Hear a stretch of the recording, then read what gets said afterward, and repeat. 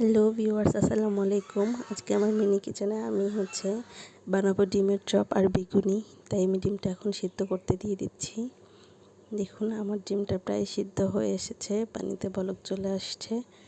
এখন আমি পাশে বেসনটা রেডি করে নিব। বেসনে আমি এই বাটা মশলা, বেকিং সোডা, হলুদ গুঁড়া, মরিচ গুঁড়া এগুলো দিয়ে সুন্দর করে মিক্স করে নিব। পাশাপাশি ওদিকে আমার ডিমটাও সুন্দরভাবে হয়ে যাচ্ছে। দিয়ে নিচ্ছি আমি সবগুলো মশলাকে আমি মিশিয়ে নিয়েছি। এই যে আমার ডিমটাও সুন্দরভাবে হয়ে গেছে, দেখুন কত সুন্দরভাবে হয়ে গেছে ডিমটা।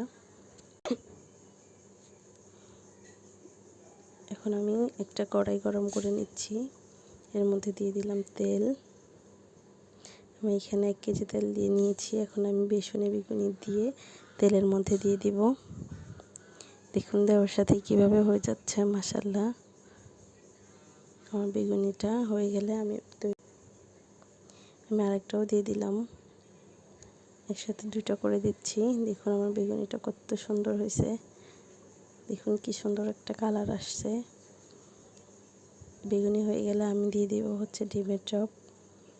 ছোটো চুলায় রান্না করতে আসলেই অনেক মজা লাগে। শুধু চুলাটা জ্বালানোই যত কষ্ট, আর কড়াইটা শুধু বারবার পড়ে যাচ্ছিল। এখন আমি ডিমের চপটাও দিয়ে দিয়েছি।